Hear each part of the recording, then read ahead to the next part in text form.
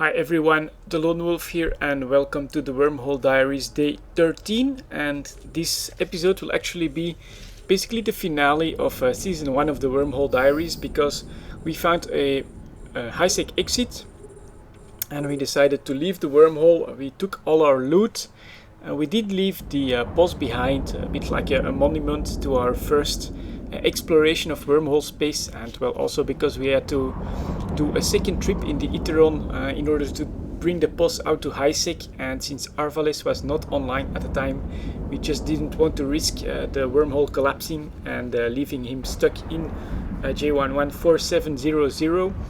But we have a few reasons for returning to highsec for now. I'll go in on those a bit later. But first, maybe I'll just give a quick review on what it's been like to live in a wormhole for 2 weeks and have a boss there. It's certainly been quite interesting, but there are a few negative aspects that if you want to give it a try, you should keep in mind. These are, of course, negative aspects in my opinion. First of all, your gameplay and your game time can be impacted by outside factors. So you can't really play like in highsec, log in, do whatever you want, log back out whenever you want, for however long you want. In wormholes, you're dependent on the spawns in the wormhole itself. You don't always have a ton of combat sites to do. You're also very dependent on other players. They can come from outside your wormhole, or, which is even more annoying in my opinion, they can just stick around and cloak up inside your wormhole. You know they're there, you just don't know if they're online, or if they're actually watching you or trying to gank you or whatever.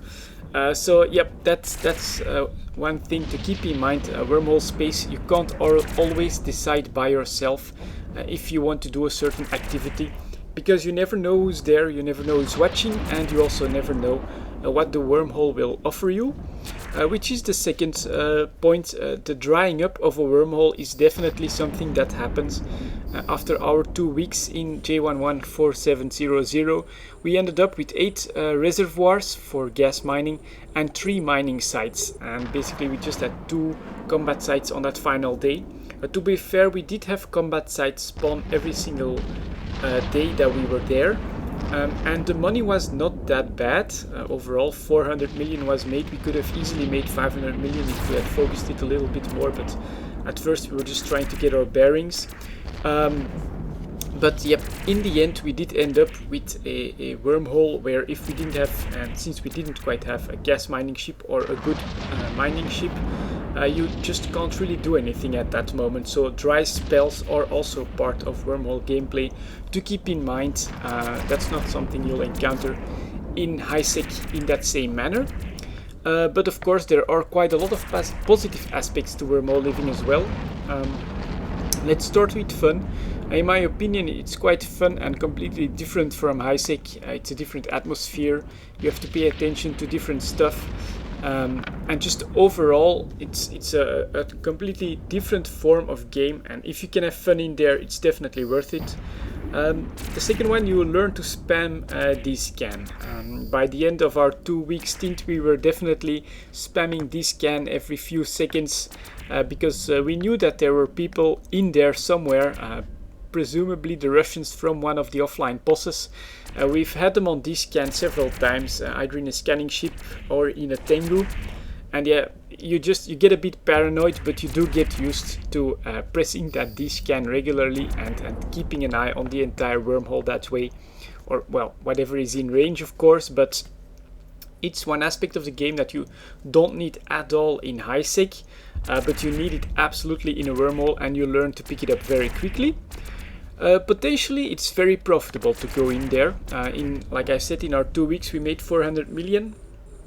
We could have easily made 500 million, I think, in those 2 weeks if we really wanted to, and that's just in a C1, only doing some combat sites. So if you can do the whole range, mining, gas mining, and then maybe even some tech tree production plus the combat side, I'm pretty sure that you can get a nice return on a wormhole living. There is definitely potential there, although keep in mind, of course, that dry spells are, of course, a possibility in wormhole space as well. You learn to manage your stress and your excitement from flying in unknown space. To be honest, in the first few days we were quite nervous.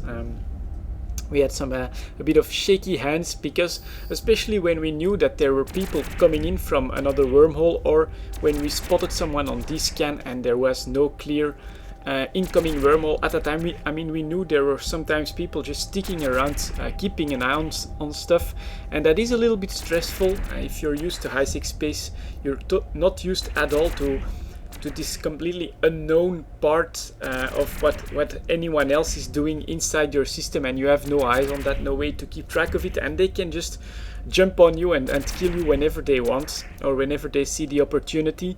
But by the end of the 2 weeks we were definitely quite relaxed. We felt we had a much better handle on everything.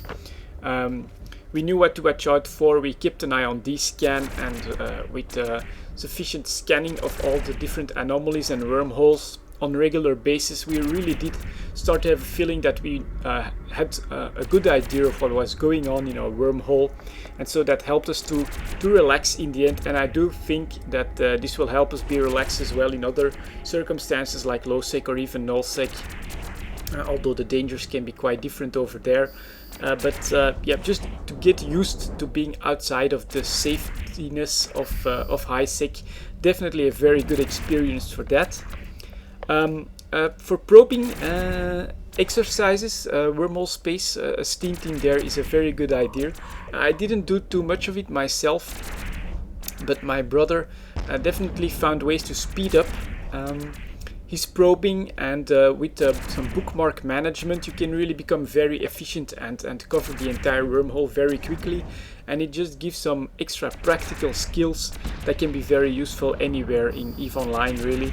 But yeah, you do get used to needing to probe and to use that as a way of keeping an eye on your wormhole and on the activity in there. You know, if a wormhole shows up or unexpectedly disappears, some sites disappear unexpectedly, those are all important signs that you have to pick up on. And if you can probe a bit more efficiently and a bit more quickly, you're just that much more on top of your game. And yeah, that's a very good experience for that. And finally, team building. In the end we were there with Arvales as well, so just between the three of us. But in a wormhole, because of all those unknown factors and other players, you never know where they'll pop up. You get used very quickly to go in fleet right away, to go communicate with each other right away. You give each other some tasks. You know, my brother did most of the scanning, and then I could check out certain specific places. Definitely the use of safe spots as well, very important in highsec, and it's something you in wormhole space, and it's something you learn in there. So for any small corps, I'd say up to 5-6 people, and that have always been in highsec but want to give other stuff a chance, I'd say something like this is definitely very useful for some team building, to get used to play together, communicate together, constantly go back in fleets, give each other specific tasks, communicate about your worries and what you want to do. We actually had several conversations about how long we were going to continue staying in the wormhole, if we wanted to bring more POS modules in or not, what ships would be better to do to use for next time, stuff like that. It's definitely been a very interesting team building exercise as well, these 2 weeks in wormhole space. So like I said, this is going to be the end of season 1, since we're back in highsec. Now the reason why we went back into highsec are twofold. First of all, we're hoping for some live events at some point. Obviously I especially do still want to join those. We have a few ships ready to take in there, which we're prepared to sacrifice, and I of course also hope to get some nice footage and be able to make some nice videos on the live events. And the second one is that a new real life friend is going to give EVE Online a try. So obviously if we wanted to help him get to know EVE Online, the best place to start out is actually highsec, because I don't think he's maybe done one trial before, but not anything serious. And yeah, he will need some of our support and some of our guidance, and we can hardly do that from a wormhole. So those are basically the two reasons why we decided to stop our current experiment at 2 weeks. The live events, and someone else is going to give EVE Online a try. But this is not necessarily the end of the Wormhole Diaries, because while we were there we did make some plans concerning what we wanted to do next with wormholes. And the first one is actually going to be in better ships with a clearer philosophy and wormhole fit, so that we can be, first of all, a bit more efficient, but also maybe PvP. So we definitely want a point in there as well. But we would do this next experiment in the wormholes without a boss, so a bit more like a nomadic gang of 3 or 4 people. We definitely still be willing to live in the wormhole for a week or something like that, do most of the combat sites, but without a boss. If the wormhole would dry up, or if we would find a nice opportunity to go into a C2 or to find another empty wormhole, we could very quickly just decide to go over there and not have to worry about loot or a boss or anything like that. So that's basically going to be our next experiment. We're going to prepare for that a bit more this time as well in highsec. Build our ships, talk about our fits and how we can complement each other a bit better, and stuff like that, because for these episodes I was actually in my highsec exploration Ishtar. We found that wormhole. It was an opportunity to give it a try, and so I just took the first ship that I thought could do the job, but it was far from optimal. We definitely all want a cloak on the next trial for wormhole space, but it will be without a boss and a bit more of a roaming gang of wormhole explorers basically. And after that we might give wormhole living with a boss another try. But one thing we definitely want to do then is to have a highsec exit, a highsec static wormhole, so that we could have a bit of an easier time on logistics, because we were very lucky. For the first 6 days we had 3 highsec exits in those first 6 days. We thought, oh my god, this is going so well. You have regular exits outside of out to highsec, so you can easily get your loot out and bring some extra post fuels in, or other modules. But after that we had a dry spell of 7 days with no exits whatsoever, just the nullsec ones, which were all really terrible. I mean, 40 jumps to get to anything remotely safe. That was not anything we were going to do.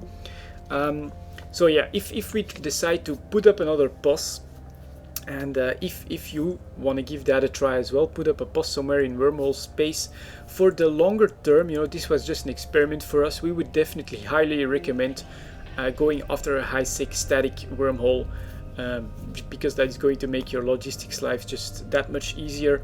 And it's definitely something we'll be hunting for and preparing a bit more, preparing the boss, preparing some more boss modules, all the fuels for a month or 2 months, I don't know yet, and then we'll just be hunting for that C1 or C2 with a highsec static, with not too much activity in it, and then give that another try. But that's probably going to be season 3 by that time, and I'm not sure when we're going to give that a try. But yeah, this is it for now, guys. Those were the Wormhole Diaries for the first season. I hope you liked it, and maybe you can get inspired by it a bit to give Wormhole Living a try. And I will see you all next time.